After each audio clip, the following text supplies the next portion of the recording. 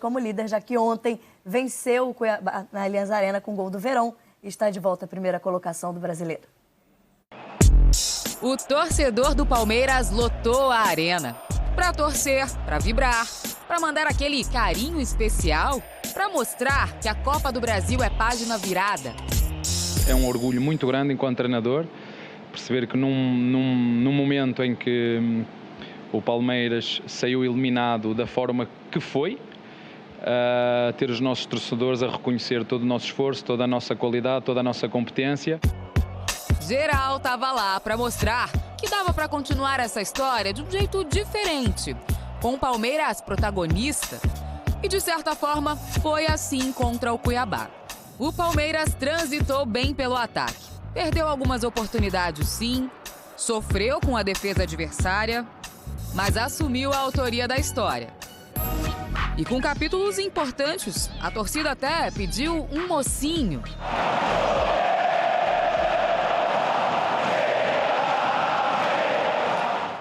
Foi o jogo de número 200 de Rafael Veiga com a camisa do Palmeiras. Tentou balançar as redes, tentou também uma assistência para o Mike, mas o gol não saiu. Eu procuro na minha vida sempre manter um equilíbrio, né? Porque senão a gente fica muito refém de elogio e crítica e eu não sou a favor disso. Eu acho que a gente tem que ter consciência de quem a gente é, do que a gente pode fazer, independente às vezes das circunstâncias, né? Essa missão do mocinho ficou para Gabriel Verón, que cumpriu o papel. Punha a bola por dentro, que bolão dele pro Verón, pro Verón, pro Verón! Gol! Por todos os ângulos pra você curtir. Verón, Verón, Verón, Palmeiras. Não dá pra dizer que foi uma história de grandes acontecimentos. Mas dessa vez o torcedor nem tava esperando por isso. Só queria mesmo ver um final feliz. O gol da vitória foi o 100º do Palmeiras só esse ano. O único time com essa quantidade de gols na temporada. Agora, mais importante que isso é que voltou a vencer depois de 3 partidas no Brasileirão e retomou a liderança do campeonato. Uma vitória extremamente importante para a gente retomar, não que a gente tenha perdido a confiança, mas retomar o ritmo das vitórias. A gente vem de maus resultados no Brasileiro, então a gente está feliz pelo resultado e espero que isso continue nos ajudando no Brasileiro. A gente podia só dizer fim, mas tem um jeito bem melhor de encerrar essa história.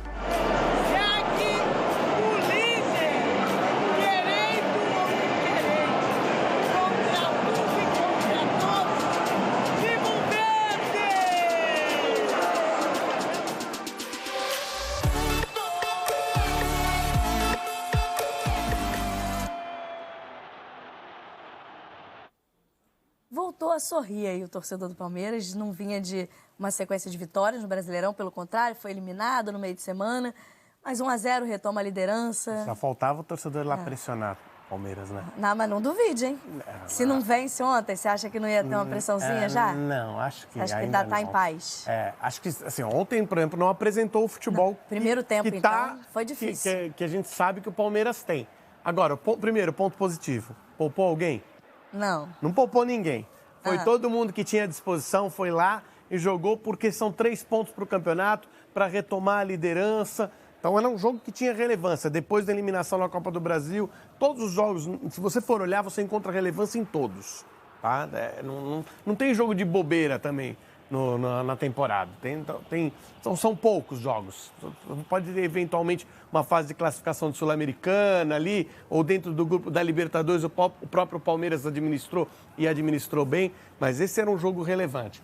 Colocou força total, não conseguiu jogar com a força total, mas conseguiu a vitória, que era muito importante para o momento do Palmeiras. O Palmeiras segue brigando por 2 títulos. O que E um deles seria um tricampeonato consecutivo, que é o da Libertadores. Que é espetacular no futebol brasileiro, algo extraordinário, né? Então, acho que precisa recuperar esse ânimo, mostrar para a torcida que o convívio vai continuar bacana, que o time vai continuar vencedor, e imagino que vá, né? E acho que ontem serviu para isso, embora o futebol esteja aquém do potencial do time. Fazer uma ressalva só aqui que a gente mostrou Veiga e a comemoração ontem para o Palmeiras tem 200 jogos, mas considera alguns amistosos, então, para os nossos dados aqui. Amistoso é jogo. A gente fala 195. E 195 mas jogos amistosos, oficiais. Vamos dividir bonitinho. Boa. 195 jogos oficiais, 200 jogos com a camisa do Palmeiras. Totais, tá, que foi o que ele completou ontem.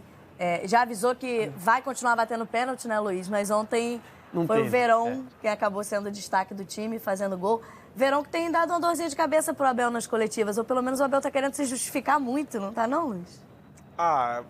Na última coletiva ele até utilizou algumas palavras para falar um pouco sobre o Verón, mas eu acho que foi consequência também daquilo que tinha acontecido na segunda-feira, da divulgação do vídeo. Ele foi questionado por conta disso e até pela reunião que os líderes do elenco do Palmeiras tiveram com o próprio Verón na representação na terça-feira, mas isso já é assunto resolvido dentro do Palmeiras. Sobre o Rafael Veiga, sim, ele tem a confiança da comissão técnica do Abel Ferreira e até dos jogadores, né? Eles sabem que da qualidade do Veiga, sabe que o momento não era um momento muito bom e aí ele acabou perdendo o pênalti, como todo jogador pode acabar perdendo. Sobre poupar o time, ontem o Palmeiras entrou sem 2 titulares, né, Lofredo? Zé Rafael e Marcos Rocha ficaram no banco, Gabriel Menino não foi tão bem assim, mas o Mike acabou indo muito bem, dando passe para o gol do Verón. Verón que não marcava desde 14 de abril na vitória do Palmeiras contra o Emelec na Libertadores, quando o Palmeiras utilizava uma formação mais alternativa, tanto que naquela época o Verón era considerado reserva e o Wesley era titular e ontem o Wesley estava no banco e o Verón mais uma vez teve uma oportunidade, até por conta das ausências do Rafael Navarro e também do Breno Lopes, né? O Navarro lesionado, o Breno por uma opção do Abel Ferreira. Ontem o Abel não tinha mais uma vez o Jailson por conta daquela lesão que ele teve no joelho e fez a cirurgia, mas também não contava com o Jorge, que é outro jogador da rotação do Palmeiras importante, mas que não é titular. Quem é titular é o Piquerez, que completou 50 jogos ontem, mas sobre a partida em si, um primeiro tempo muito fraco, né, abaixo do que o Palmeiras costuma produzir, principalmente jogando no Allianz Parque.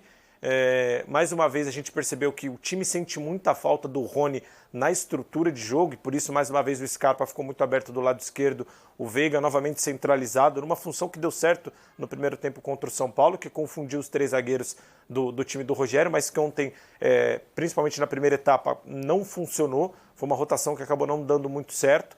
E aí, apostando na roubada de bola de contra-ataque, o Palmeiras conseguiu o gol com o Verón.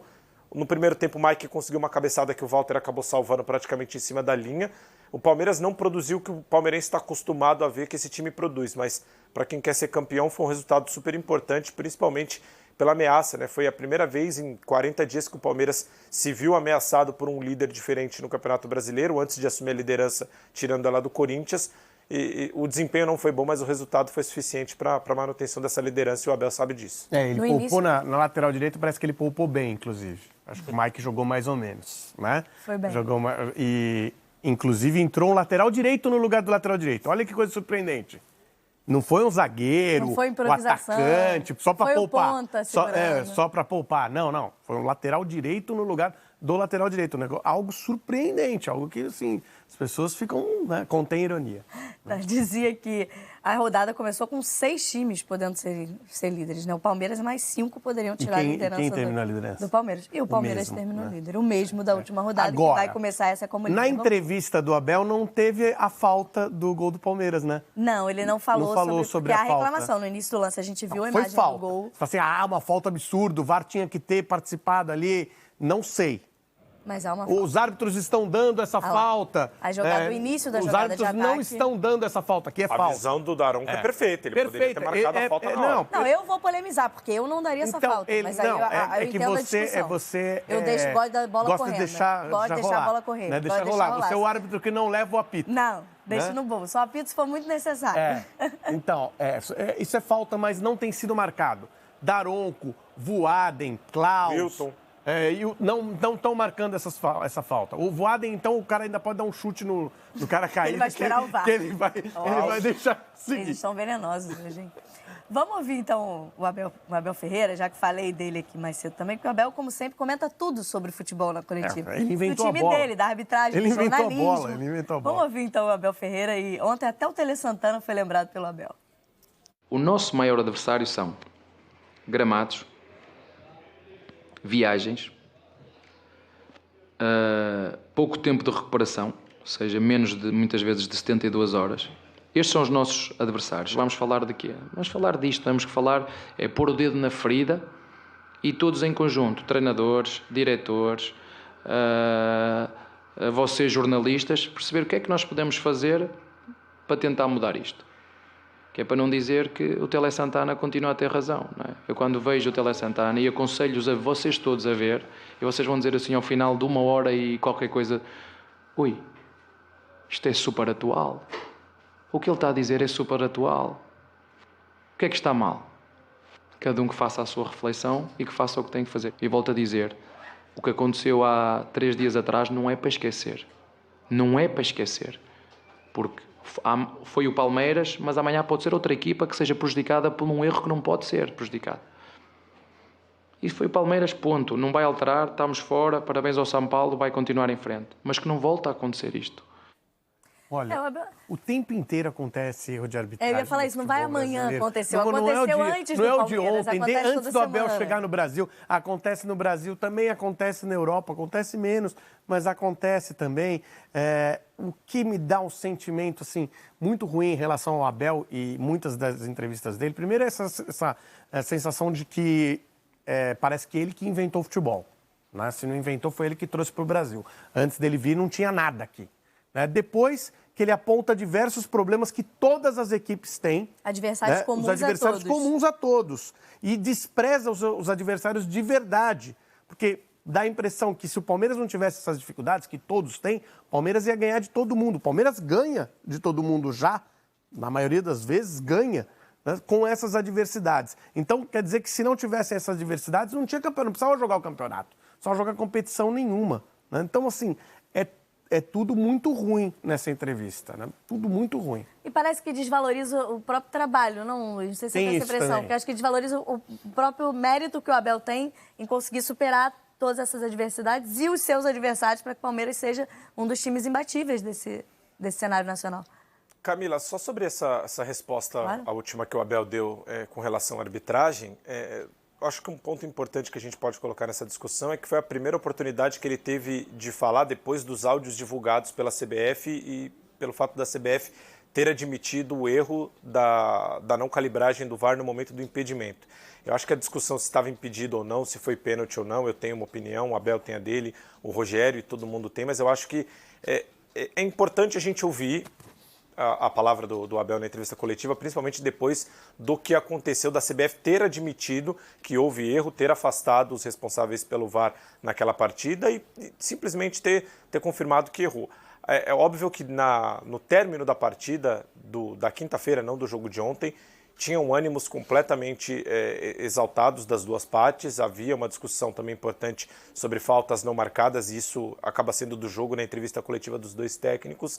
O que eu só acho, e são pontos importantes também, e o Abel ele é um vencedor, a gente sabe disso, mas ele tem que ser aberto a críticas também, eu acho importante a gente criticar em pontos importantes, com relação a esses pontos citados, gramado, calendário, viagens, descanso.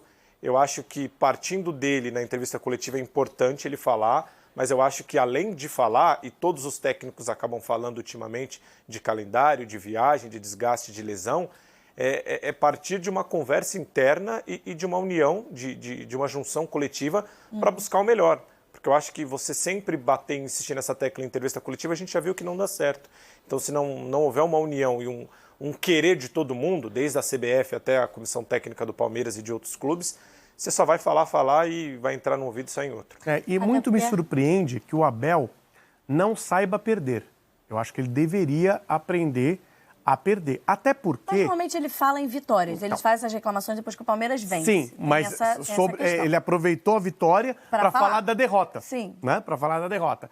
Antes de chegar ao Palmeiras, ele já devia ter aprendido a perder, porque ele só perdia antes de chegar ao Palmeiras. É o Palmeiras... Claro que o Abel tem uma contribuição muito grande nesse trabalho do Palmeiras, mas a gente tem que pensar no Palmeiras como o Palmeiras. O Palmeiras é gigante. O Abel é uma participação desse momento gigante do Palmeiras. Uma participação muito importante. Mas acho que até a contribuição que o Palmeiras dá para a carreira do Abel está num tamanho bem semelhante, porque antes o Abel era um técnico o quê? Inexpressivo. Inexpressivo. Então ele aproveitou o gigantismo do Palmeiras para desenvolver um trabalho excelente que ele tem. Mas antes, talvez ele perdesse muito mais do que ganhasse. O Luiz tocou num ponto importante também em relação a essas questões de calendário, porque a presidenta do Palmeiras vai lá e aprova também. Então tem que ter uma união assim, dos vamos lá, clubes para gente. tentar, Os últimos 3 anos, ele era difícil para qualquer desenvolver um calendário decente.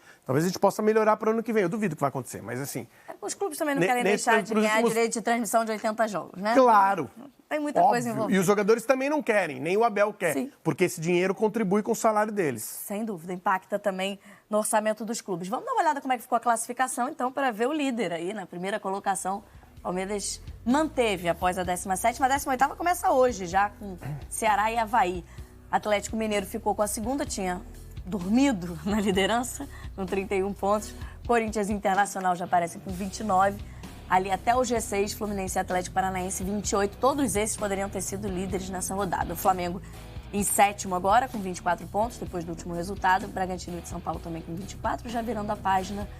Botafogo, Avaí, Goiás e Ceará com os mesmos 21 pontos. Cuiabá e Coritiba ali acima da zona com 19. E o Z4 tem América Mineiro, Atlético Goianiense. Mudança na lanterna. Fortaleza venceu, vai para vice-lanterna. E o Juventude hoje é o lanterna da competição com 13 pontos. Vamos continuar com as nossas apresentações?